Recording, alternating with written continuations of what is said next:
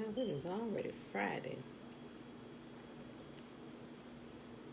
Well, happy Friday, beautiful people. Happy Friday. Betwabu, Sawubona. Today, we are continuing on in the book of Daniel. We're reading Daniel 2, 3, and 4. It is Friday, August the 7th, 2020, day 219.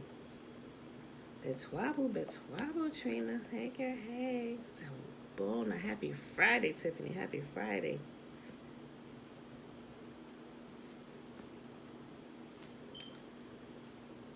All right. Talene, good morning. Good morning. James, good morning. All right, beautiful people. Daniel chapter 2. All right, let's get going. One night during the second year of his reign, Nebuchadnezzar had such disturbing dreams that he couldn't sleep.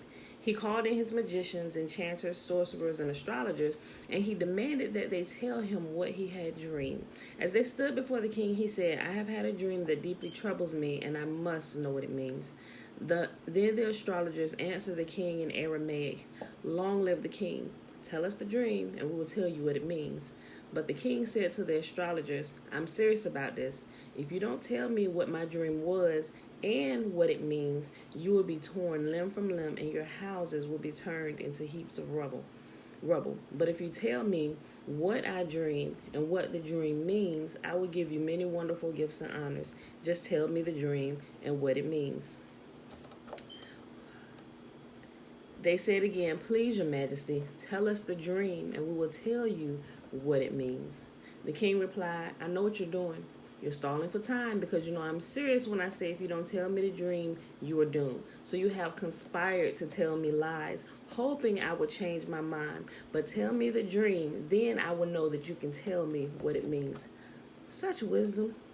But I'd be like, you know what, king, I would have been like this person, his servant, that said, no one on earth can tell you what this means. But there is a man, one of the captives of Judah. The holy gods live within him. That's what they would say. Okay. So you have conspired to, if you don't tell me the dream, you are doomed. So you have conspired to tell me lies, hoping I will change my mind. But tell me the dream, and then I will know that you can tell me what it means. The astrologers replied to the king, "No one on earth can tell the king his dream, and no king, however great and powerful, has ever asked such a thing of any magician, enchanter, or astrologer." I mean, that's your title, right? Ain't that what you do, bruh? So the king, that's what's crazy. The king know that they can't do this stuff, yet he gives, I don't know that he gave them the title, but he keep them around probably for entertainment. Clearly, if he knew that they couldn't tell, maybe he was testing because maybe he really didn't know, but he wanted to test them, see who I really got around me. If they can do that, if they can tell me my dream, then they real. If not, they all gotta go. I mean, can you blame them? Have a bunch of liars around you. The king's demand is impossible. No one except the gods can tell you your dream, and they do not live here among people.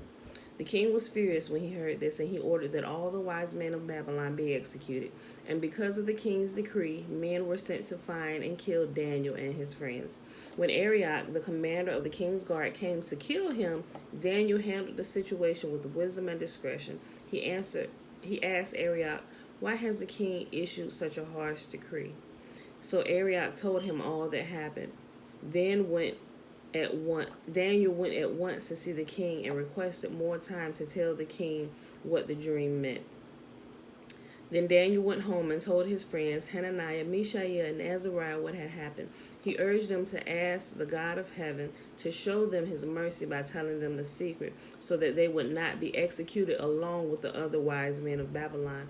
That night the secret was revealed to Daniel in a vision. Then Daniel praised the God of heaven, Yahuwah. He said, "Praise the name of Yahuwah forever and ever. For he has all wisdom and power. He controls the course of world events. He removes kings and sets up other kings. He gives wisdom to the wise and knowledge to the scholars. He reveals deep and mysterious things and knows what lies hidden in darkness, though he is surrounded by light. I thank and praise you, the God of my ancestors, for you have given me wisdom and strength. You have told me what we have asked of you and revealed to us what the king demanded." Then Daniel went in to see Arioch, whom the king had ordered to execute the wise men of Babylon. Daniel said to him, "Don't kill the wise men. Take me to the king, and I will tell him the meaning of his dream." Arioch quickly took Daniel to the king and said, "I have found one of the captives of Judah who will tell the king the meaning of his dream." The king said to Daniel, also known as Belteshazzar, "Is this true? Can you tell me what my dream was and what it means?" Daniel replied, "There are no wise men, enchanters, magicians, or fortune tellers who can reveal the king's secret. But there is a God in heaven who reveals secrets, and he has shown King Nebuchadnezzar what will happen in the future. Now I will tell you your dream and the visions you saw as you lay on your bed. While your majesty was sleeping, you dreamed about coming events. He who reveals secrets has shown you what is going to happen, and it is not because I am wiser than anyone else that I know the secret of your dream, but because Yahuwah wants you to understand what was in your heart. In your vision, your majesty, you saw standing before you a huge shining statue of a man. It was a frightening sight. The head of the statue was made of gold, its chest and arms were silver, its belly and thighs were bronze, its legs were iron, and its feet were a combination of iron and baked clay. As you watched, a rock was cut from a mountain, but not by human hands. It struck the feet of iron and clay, smashing them to bits. The whole statue was crushed into small pieces of iron, clay, bronze, silver, and gold. Then the wind blew them all away without a trace, like chaff on a threshing floor. But the rock that knocked the statue down became a great mountain that covered the whole earth. That was the dream. Now we will tell the king what it means. Your majesty, you are the greatest of kings. The God of heaven has given you sovereignty, power, strength, and honor. He has made you ruler over all the inhabited world and has even put wild animals and birds under your control. You are the head of gold. But after your kingdom comes to an end, another kingdom inferior to yours will rise and take your place. After that kingdom has fallen, yet a third kingdom, represented by bronze, will rise to rule the world. Following that kingdom, there will be a fourth one, as strong as iron. That kingdom will smash and crush all previous empires, just as iron smashes and crushes everything it strikes. The feet and toes you saw were a combination of iron and baked clay, showing that this kingdom will be divided. Like iron mixed with clay, it will have some of the strength of iron, but while some parts of it will be as strong as iron, other parts will be weak as clay. The mixture of iron and clay also shows that these kingdoms will try to strengthen themselves by forming alliances with each other through intermarriage, but they will not hold together, just as iron and clay do not mix. During the reigns of those kings, the God of heaven will set up a kingdom that will never be destroyed or conquered. It will crush all these kingdoms into nothingness, and it will stand forever. That is the meaning of the rock cut from the mountain, though not by human hands, that crushed to pieces the statue of iron, bronze, clay, silver, and gold. The great God was showing the king what will happen in the future. The dream is true, and its meaning is certain. Then King Nebuchadnezzar threw himself down before Daniel and worshipped him, and he commanded his people to offer sacrifices and burn sweet incense before him. The king said to Daniel, "Truly, your God is the greatest of gods, the Lord over kings, a revealer of mysteries, for you have been able to reveal this secret." Then the king appointed Daniel to a high position and gave him many valuable gifts. He made Daniel ruler over the whole province of Babylon, as well as chief over all his wise men.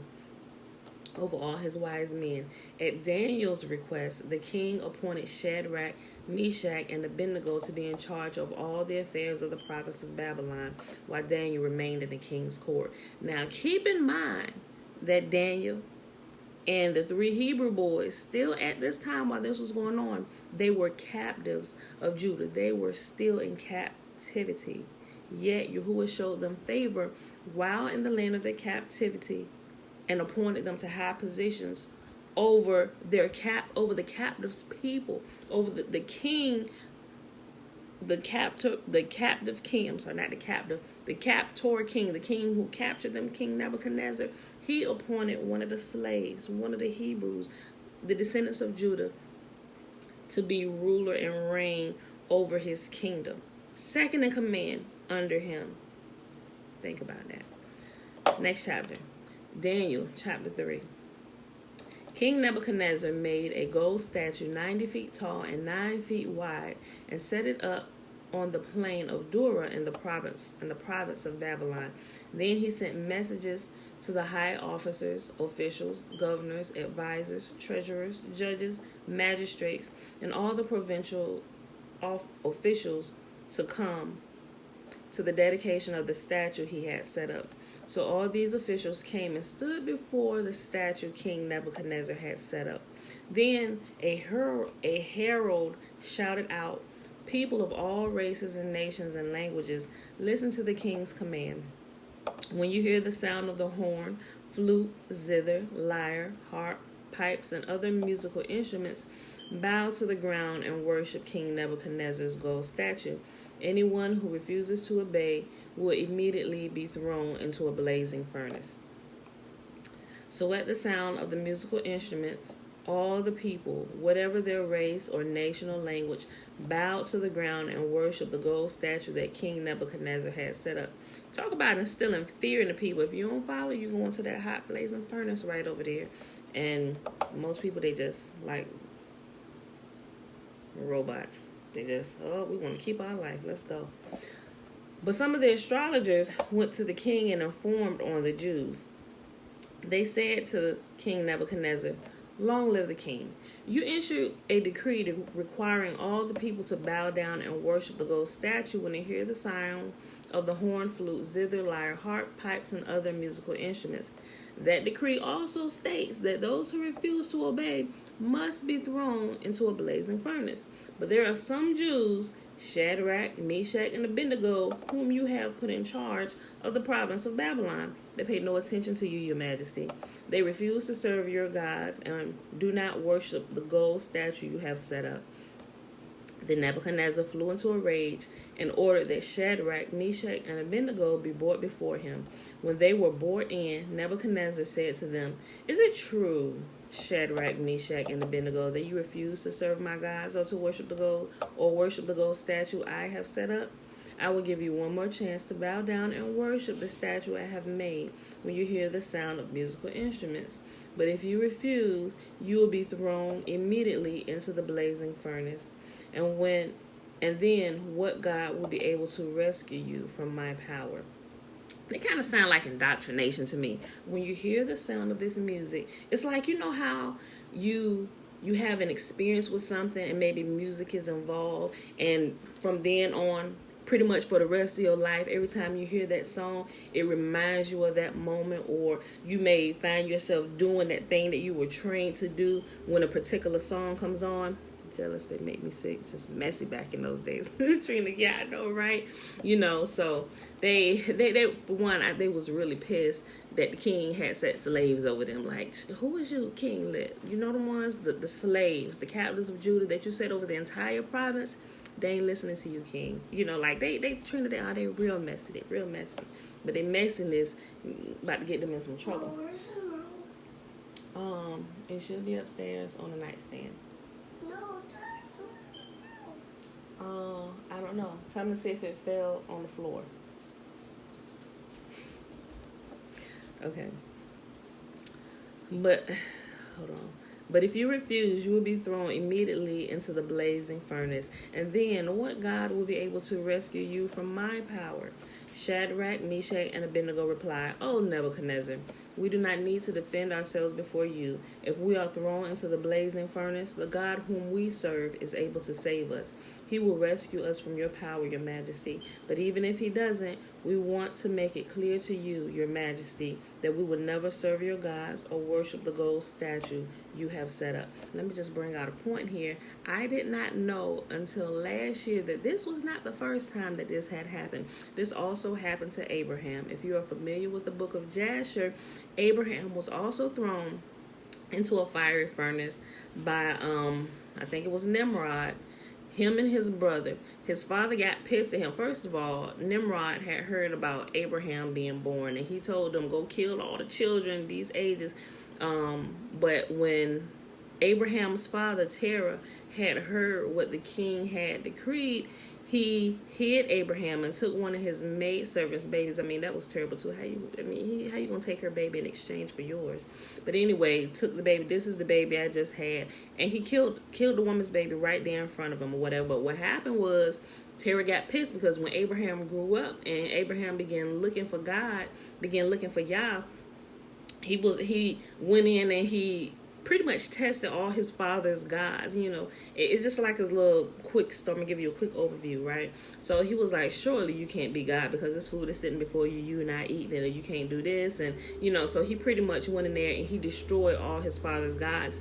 And his father got pissed with him, and he went and told Nimrod, like, look, this boy over here cut the food, not realizing that he had lied to the king many years before. I'm like, bro, why would you go to the king knowing he coming for your head, right? So this whole thing takes place, and then it ended up with Abraham and his brother being thrown in the fire. But his brother was kind of on the fence at this time whether he should serve Yah or serve the king Nimrod, and he had his heart wasn't pure. So he said, well, look, if Abraham survived, I'll go ahead and serve Abraham's God, but I don't know. If it looked like the king winning, I'm gonna serve the king. So that's why Abraham's brother died when they were thrown in there, because he was still on the fence. He hadn't made up his mind. He could be swayed either way. So that's how he was kind of weeded out. It's a really, really interesting story. So, but I said all that to say the fiery furnace is not the first time that people were thrown in it because they disobeyed the order of a king. So you have to go read that story in the book of Jasher. I'll type in the chapter when I get done down here in the comment section. So if you've never read it, you should really go check it out.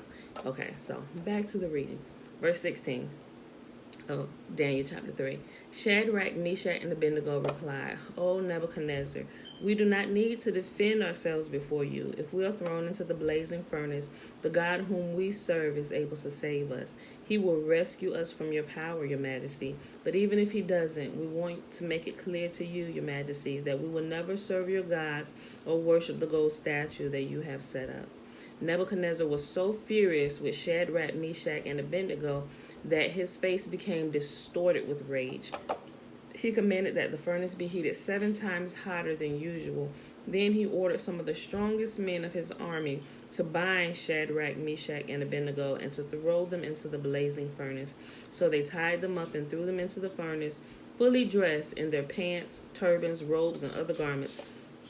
And because the king, in his anger, had demanded such a hot fire in the furnace, the flames killed the soldiers as they threw the men in. So Shadrach, Meshach, and Abednego, securely tied, fell into the roaring flames.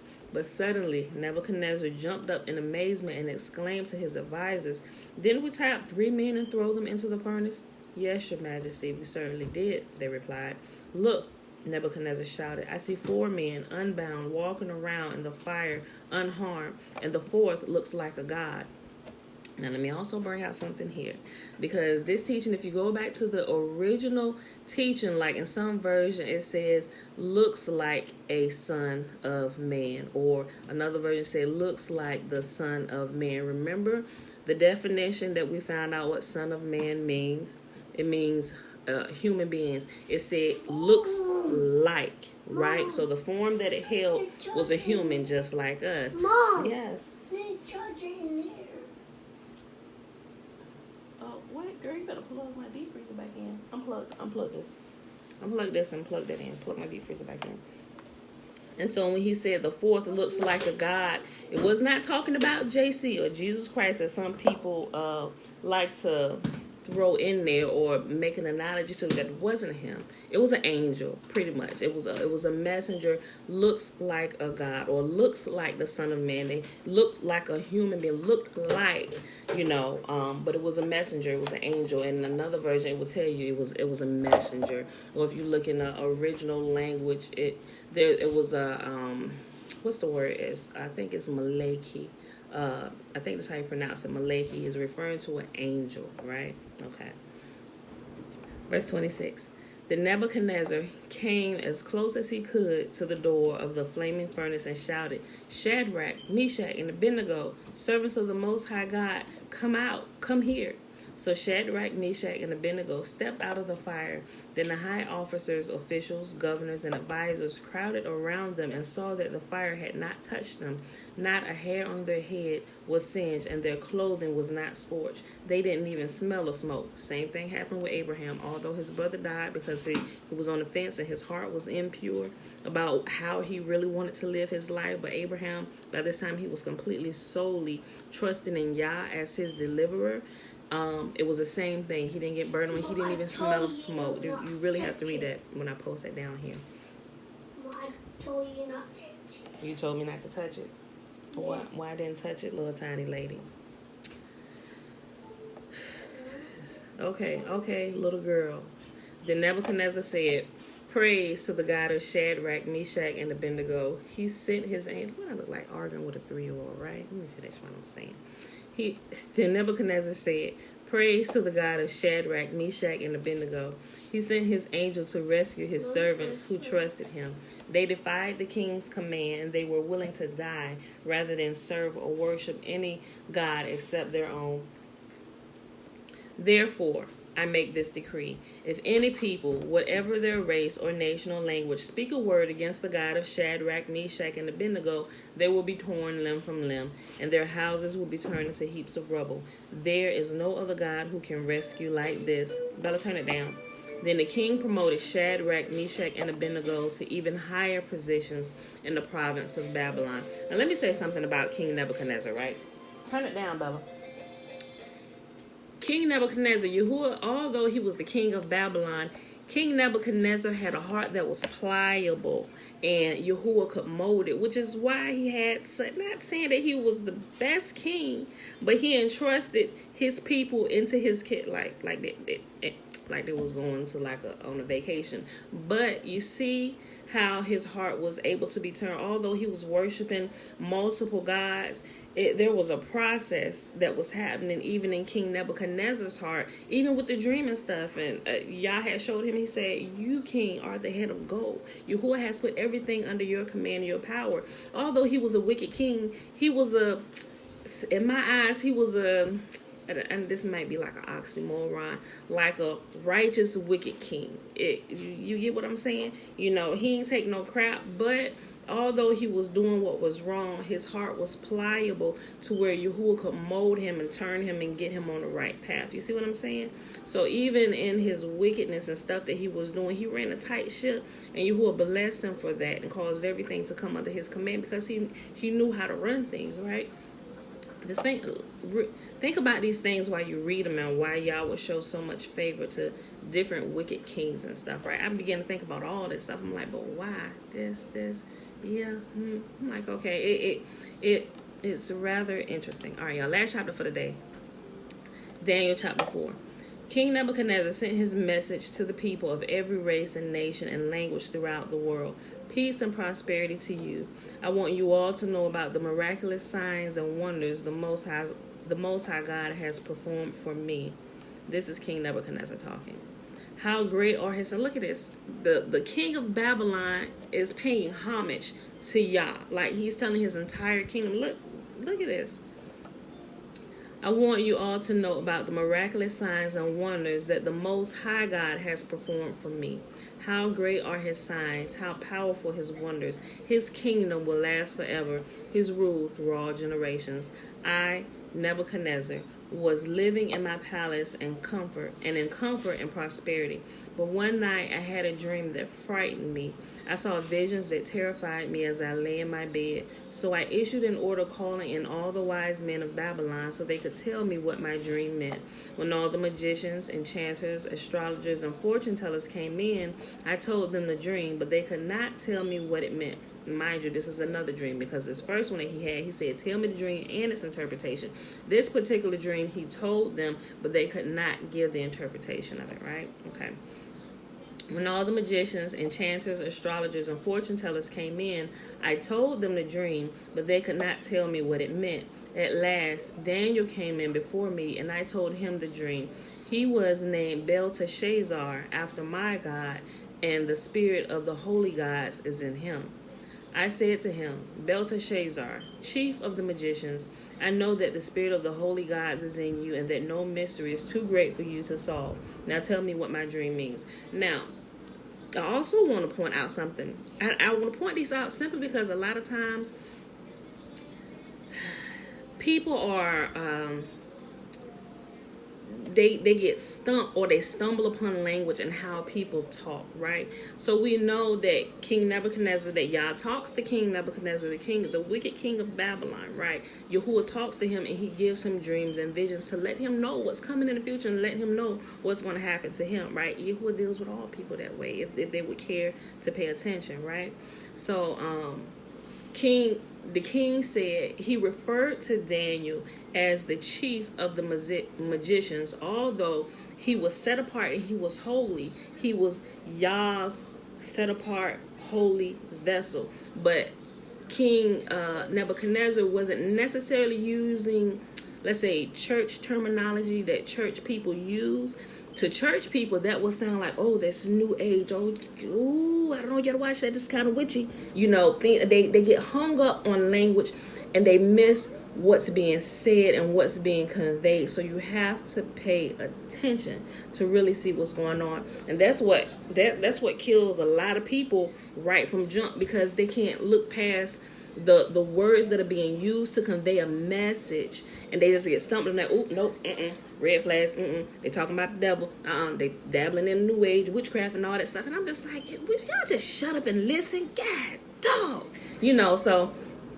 And I ain't gonna lie, I didn't used to be as bad as some people were, but it would shut me down real quick. Like, they talking about new age, so because that's what you taught. Oh, these type. When you hear these type of words, magician, all this, oh, they talking about this. But especially if you didn't already know who Daniel was, right? So you'd be like, nah, bro, I ain't going to that meeting. I'm out of here. I don't know what they doing over there. They had seances and stuff like that. So it's like ignorance will lead you astray, and you will miss stuff because you are completely ignorant. You're ignorant and you don't pay attention and you don't listen. Okay, so that's what I'm gonna say. I'm gonna finish reading this, right? We all know that Daniel is not a magician and that he is completely set apart and completely led by Yah, but yet the King Nebuchadnezzar, referred to him as the chief of magicians, and he said the spirit of the holy gods lived in him. But we know it wasn't the spirit of the holy gods. It was the spirit of the only one true living God. But King Nebuchadnezzar, he still got to work on the way he delivers messages and his speech and the words he uses. Y'all get what I'm saying? I know y'all get what I'm saying. Okay, so just keep that in mind and think about this in your daily life when you're dealing with different people that are in religious sects, and you know, sometimes they get super spiritual and it's like you can't even talk to them. It's like, but you just listen, just pay attention. Sometimes it's frustrating, but you got to learn to look over them just like, okay, just keep moving. All right, I just really wanted to bring it out. Okay, verse 9.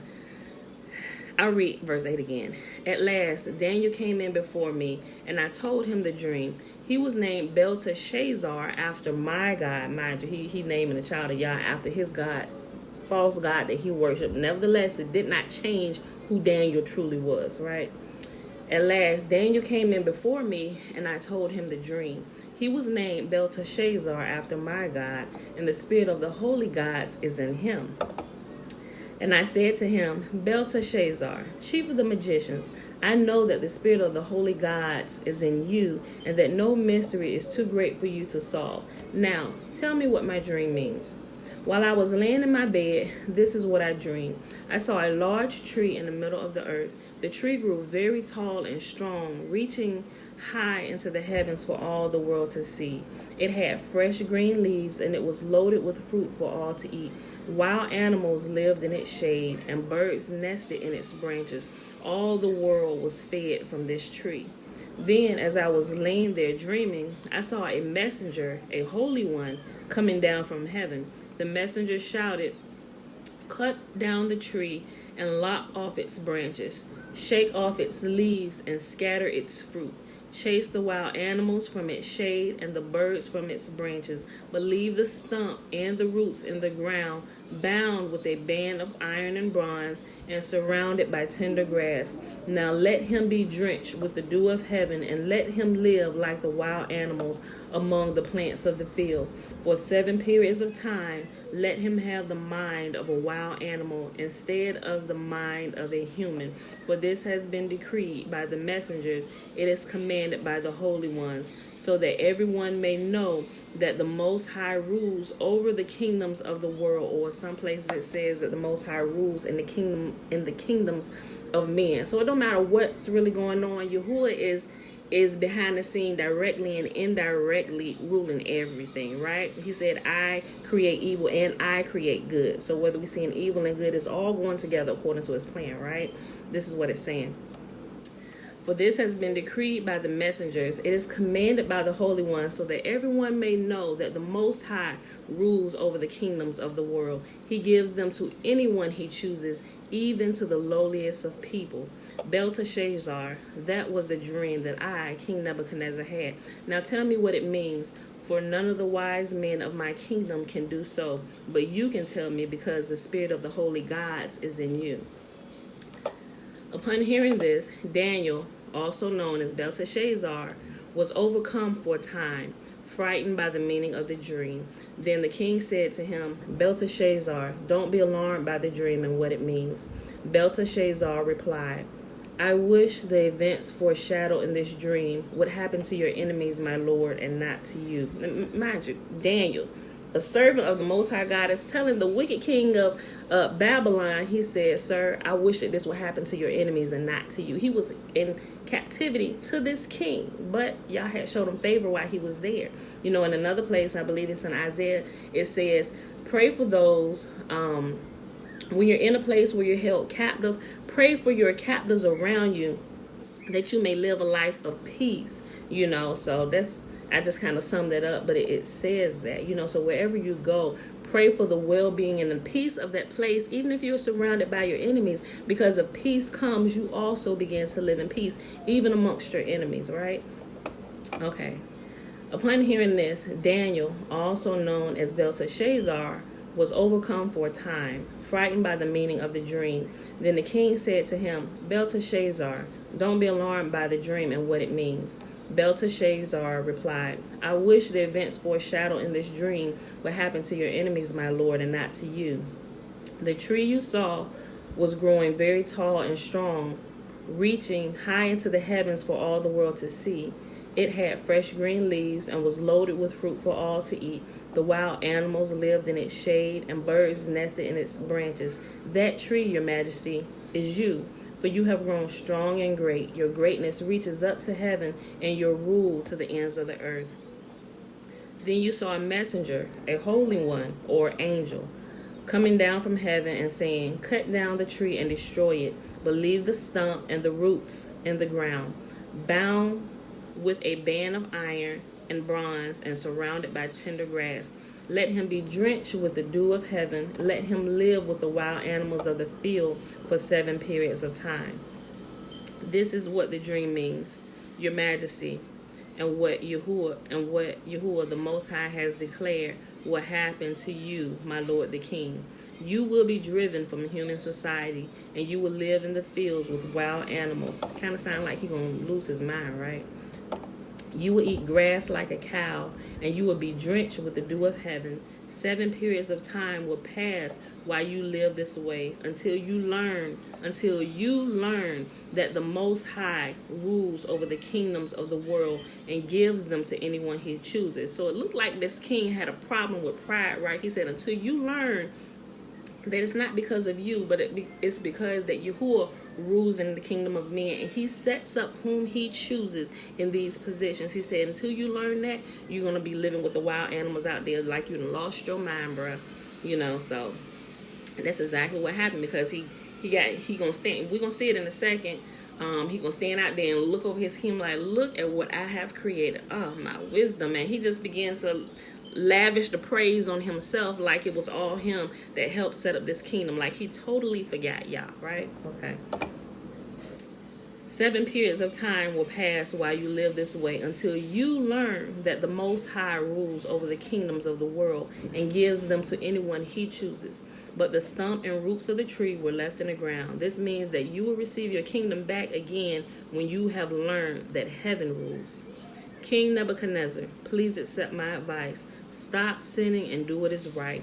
Break from your wicked past and be merciful to the poor. Perhaps then you will come to prosper. And isn't that the message that we tell people?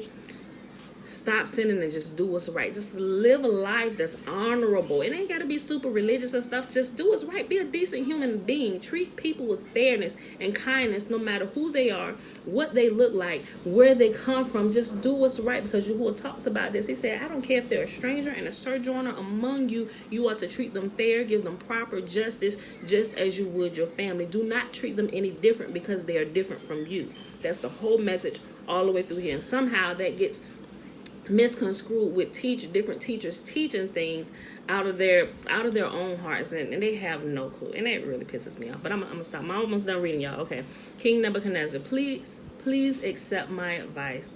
Stop sinning and do what is right. Break from your wicked past and be merciful to the poor. Perhaps then you will continue to prosper. But all these things did happen to King Nebuchadnezzar.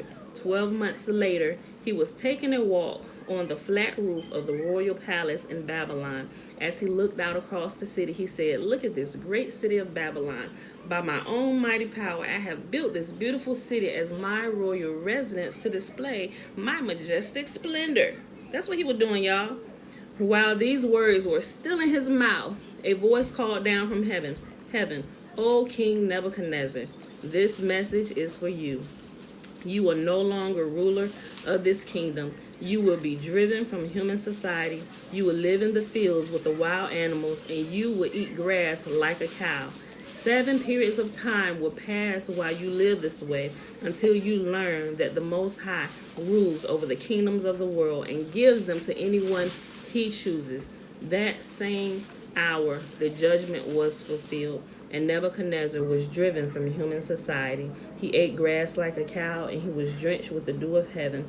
He lived this way until his hair was as long as eagle's feathers, and his nails were like birds' claws. Now, mind you, he didn't have eagle's feathers, and he didn't have bird's claws. It said his hair was long as eagle's feathers, and his nails were like bird's claws, meaning that they were just long. All right.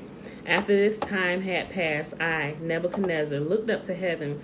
My sanity returned, and I praised and worshiped Yahuwah the Most High and honored the one who lives forever.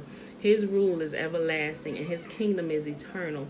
All the people of the earth are nothing compared to him. He does as he pleases among the angels of heaven and among the people of the earth. No one can stop him or say to him, what do you mean by doing these things? When my sanity returned to me, so did my honor and glory and kingdom. My advisors and nobles sought me out, and I was restored as head of my kingdom with even greater honor than before. Now I, Nebuchadnezzar, praise and glorify and honor the King of heaven. All his acts are just and true, and he is able to humble the proud.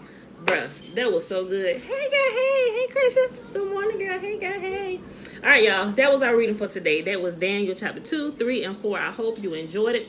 I won't forget to put the chapter of Jasher down here in the comment section so you can read when Abraham was also thrown into the fiery furnace. Like, when I read, I'm like, oh, this happened again? I'm like, oh my. Well, it actually happened before, because Abraham came before Meshach, Shadrach, and Abednego. But anyway, I'm going to quit running my mouth. It is Friday, August the 7th, 2020, day 219 of reading through the books of the law and the prophets, better known as the Old Testament.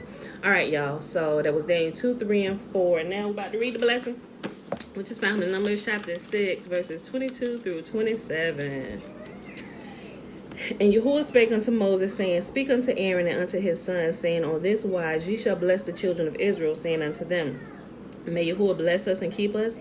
May Yahuwah make his face to shine upon us and be gracious unto us. May Yahuwah lift up his countenance upon us and give us his peace. And they shall put my name. Whose name? Yahuwah's name. Nobody else's name. Yahuwah's name. The God of heaven and earth. The one who rules in the kingdoms of men.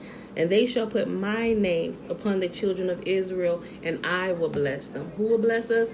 Yah will bless us. Not anybody else, not other gods. Whatever you may call them, it's Yahuwah only. All right, y'all. I love you. See you bright and early in the morning. Peace.